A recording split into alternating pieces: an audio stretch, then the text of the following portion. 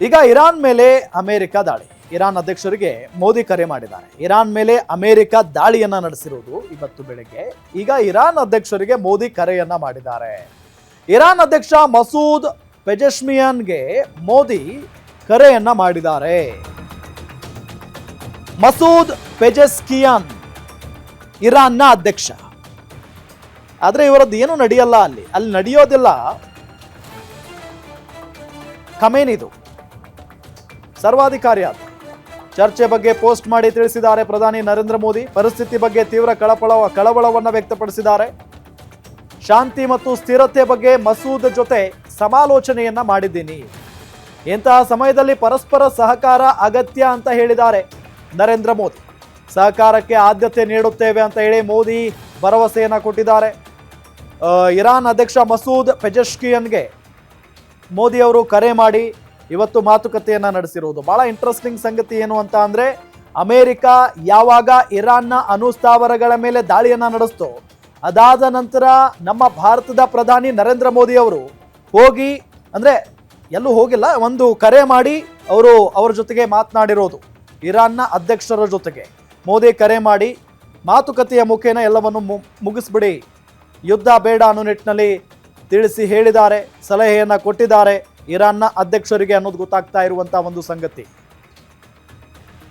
So Iran ಅಧ್ಯಕ್ಷರು ಇಲ್ಲಿ ಏನ್ ಹೇಳಿದ್ರು ಹಾಗಾದ್ರೆ, ಒಂದ್ ಕಡೆ ಇರಾನ್ ಸರ್ವಾಧಿಕಾರ, ಇರಾನ್ನಲ್ಲಿ ದೊಡ್ಡ ಮಟ್ಟದ ಸರ್ವಾಧಿಕಾರ ಇದೆ. ಇರಾನ್ ಮೇಲೆ ಅಮೆರಿಕ ದಾಳಿ, ಇರಾನ್ ಅಧ್ಯಕ್ಷರಿಗೆ ಮೋದಿ ಕರೆಯನ್ನ ಮಾಡ್ತಾರೆ ಇವತ್ತು. ಇರಾನ್ ಮೇಲೆ ಅಮೆರಿಕ ದಾಳಿಯನ್ನ ಮಾಡಿದ ನಂತರ ನರೇಂದ್ರ ಮೋದಿ ಅವರು ಕರೆ ಮಾಡ್ತಾರೆ. ಇರಾನ್ ಅಧ್ಯಕ್ಷ ಮಸೂದ್ ಪೆಜೆಶ್ಕಿಯನ್ಗೆ ಮೋದಿ ಫೋನ್ ಕಾಲ್ ಮಾಡಿ ಯುದ್ಧದ ಬಗ್ಗೆ ಮಾಹಿತಿಯನ್ನ ಪಡ್ಕೊಂಡು ಒಂದಿಷ್ಟು ಸಲಹೆ ಸೂಚನೆಯನ್ನ ಕೊಡ್ತಾರೆ. ಯುದ್ಧೋನ್ಮಾದದ ಕುರಿತು ಮಸೂದ್ ಜೊತೆಗೆ ಚರ್ಚೆಯನ್ನ ನಡೆಸ್ತಾರೆ. ಯುದ್ಧೋನ್ಮಾದದ ಕುರಿತು ಮಸೂದ್ ಅವರ ಜೊತೆಗೆ ಮೋದಿ ಏನೆಲ್ಲ ಚರ್ಚೆ ಮಾಡಿದ್ರು ಹಾಗಾದ್ರೆ, ಚರ್ಚೆ ಬಗ್ಗೆ ಪೋಸ್ಟ್ ಮಾಡಿ ತಿಳಿಸಿದ್ದಾರೆ ಪ್ರಧಾನಿ ಮೋದಿ. ಏನೆಲ್ಲ ಚರ್ಚೆ ಆಯಿತು ಉಭಯ ನಾಯಕರ ನಡುವೆ, ಫೋನ್ ಕಾಲ್ನಲ್ಲಿ ಏನೆಲ್ಲ ಮಾತನಾಡಿದ್ರು, ಪರಿಸ್ಥಿತಿ ಬಗ್ಗೆ ತೀವ್ರ ಕಳವಳವನ್ನ ವ್ಯಕ್ತಪಡಿಸಿದ್ದಾರೆ ನರೇಂದ್ರ ಮೋದಿ ಅವರು. ಪರಿಸ್ಥಿತಿ ಹೆಂಗಿದೆ ಅಂತ ಅಂದ್ರೆ, 3ನೇ ಮಹಾಯುದ್ಧವೂ ಕೂಡ ನಡೆದ್ರೂ ಅಚ್ಚರಿ ಇಲ್ಲ.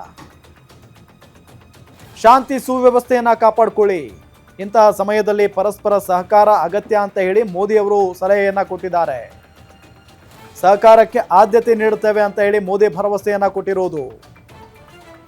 ಒಂದ್ ಕಡೆ ಇಸ್ರೇಲ್ ಕೂಡ ಭಾರತಕ್ಕೆ ಅತ್ಯಾಪ್ತ ರಾಷ್ಟ್ರ, ಮತ್ತೊಂದು ಕಡೆ ಇರಾನ್ ಕೂಡ ಅಷ್ಟೇ.